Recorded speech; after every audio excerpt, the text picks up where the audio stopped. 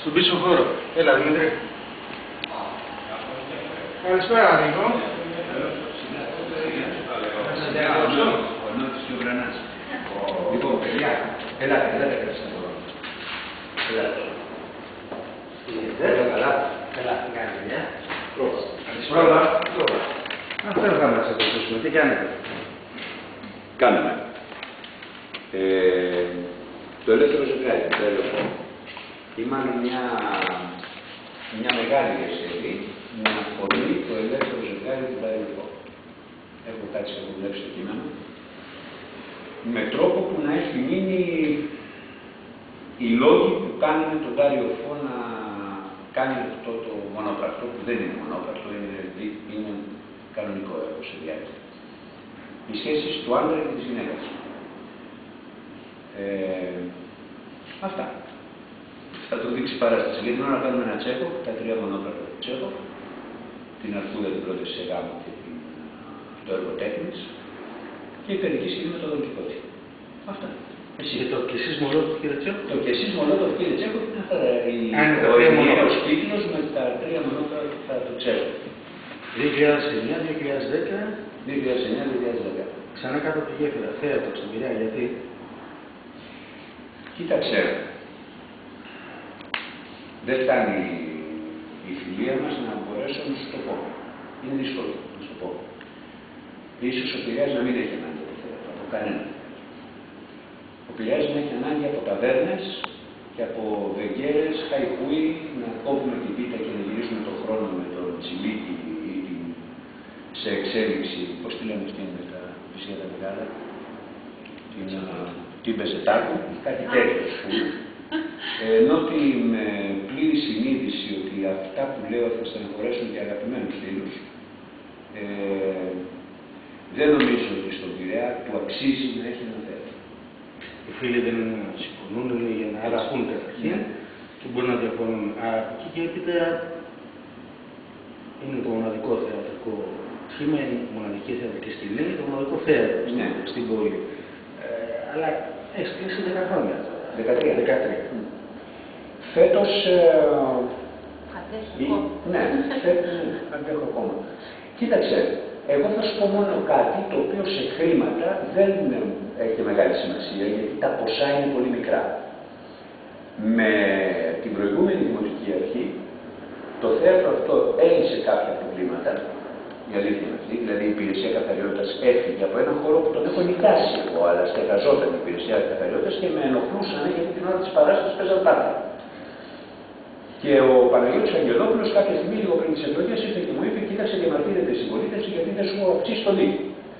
Να σου αυξήσω. Και το αύξησε.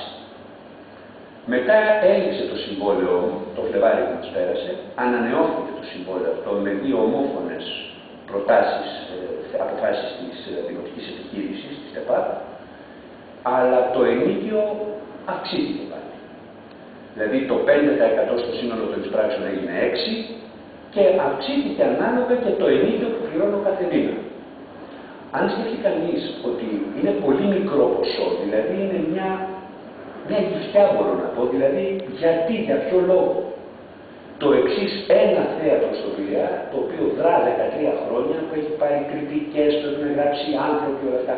Το ότι ο Πειραιάς δεν το ξέρει, δεν είναι ευθύνη του θεάτρου, είναι ευθύνη του Πειραιά. Γιατί πώς το ξέρουν άνθρωποι από τη Φιλοθέη από τη δεκαετία του κέντρου της Αθήνας και ακόμα. Έτσι. Γιατί πολλοί μου το λένε και αυτό. Γιατί δεν διαφημίζει το θέατρο. Να, φέτος ας πούμε διαφημίστηκε το θέατρο. Πήγε όλο το Πάμε και κόλλησε όλες τις αφήσεις του πάνω από τις αφήσεις του θεάτρου Καραδιγέφυρα. Αφήνοντας από κάτω ακριβώς από τις αφήσεις πια του Πάμε, τα σκυλάδικα και τα στριπτιζάδικα, ας πούμε, των αλλοδαπών. Πάμε πάνω στον Τσέχοφ. Ναι, πάμε πάνω στον Τσέχοφ, πάνω στα θεώρησε Τσέχοφ. Ναι, είναι αυτό. Δεν ξέρω, είναι μια πίκρα όλο αυτό. Νότι μου κάνει μια πολύ δύσκολη ερώτηση. Δεν ξέρω γιατί κάνω θέατρο στο Πειραιά. Και φέτος, μάλιστα, με μια πάρα πολύ δύσκολη χρονιά με την Κρήτη, που δεν υπάρχει η βοήθεια της παιδικής σκηνής να χρηματοδοτεί όλες τις άλλες εκδηλώσεις του θεάτρου και την κεντρική και τον πισωχώρο, θα είναι μια καταστροφική χρονιά για το θέατρο Καραδιγέφυρα. Δεν ξέρω αν θα υπάρξει επόμενη, δεν σου πλήρω. Βέβαια, Αναβαθμίζω το Πειραιάς, όταν θα πάψει να υπάρχει το θέατρο κάτω ιδιαίτερα, θα υπάρχει το δημοτικό θέατρο Πειραιά, όπου εύχομαι εκεί να κάνει ο Πειραιάς να βρει τον πολιτιστικό του μπούσουλα για να ανοίξει καινούριους δρόμους των δικών μας δυνατοτήτων. Αλλά εντάξει, μπορεί να αμφισβητήσει κανείς ότι το δημοτικό θέατρο θα λειτουργήσει σαν υπερτοπικός πόλος πολιτιστικής, όχι ίσως παραγωγής, αλλά δημιουργίας. Πριν από 12 χρόνια, στο φίλο μου το λογοθέτη του είχα πει το εξής, ότι αλίμονο στο δήμαρχο που επί των ημερών του αναβιώσει το δημοτικό θέατρο του Πειραιά. Γιατί δεν θα ξέρει να το κάνει. Και δυστυχώς νότια επαληθεύω. Το δημοτικό θέατρο θα ανοίξει το 2011, 12, 13, δεν έχει σημασία πότε. Αλλά μέχρι τότε κανείς δεν έχει σκεφτεί τι θα το κάνουμε. Θα το κάνουμε λυρική σκηνή, θα το κάνουμε παράρτημα του Εθνικού Θεάτρου, θα κάνουμε κοπή πίτας των πλημμυροπαθών της Κάσου, θα κάνουμε εκδηλώσεις αγιασμού των υδάτων, ας πούμε, σε πιστό χώρο, αν βρέχει. Έχει φτιαχτεί, εγώ για να γέμψω λίγο στο διαβόλιο, τώρα έχει φτιαχτεί μια επιτροπή που αυτό σχεδιάζει. Τη γνώρισα. Έτσι όπως το λες, που αυτό σχεδιάζει, δεν ξέρω πόσες φορές και με τι οργάνωση και μέθοδο αυτή η επιτροπή βρίσκεται και μιλάει, ανώμοιοι άνθρωποι, ανθρώπους που τον κάθε ένα ξεχωριστά μπορεί να τον εκτιμώ πάρα πολύ. Αλλά θεωρώ ότι είναι υπερόπτες, οι περισσότεροι τουλάχιστον, είναι άνθρωποι οι οποίοι δεν έχουν συνδέσει τα νιάτα τους και το μεγάλωμά τους με την πολιτιστική ζωή ή μάλλον με την πολιτιστική απαξίωση της πόλης μας.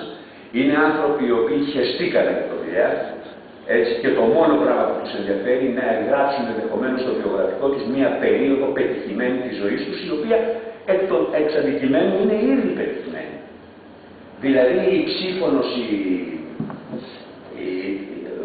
πώς τη θύμισε με το όνομά της, γιατί εντάξει, ή η κυρία Μπλου, μια γλυκύτατη γυναίκα η οποία έρχεται σαν χορηγός, ή ο μουσικός, ο σημαντικός συνθέτης, παιδί αγαπημένο του Χατζηδάκη. Δεν μπορώ να καταλάβω. Εδώ ο Πειραιάς έδιωξε το Ροντήρι που ήταν και Πειραιώτης.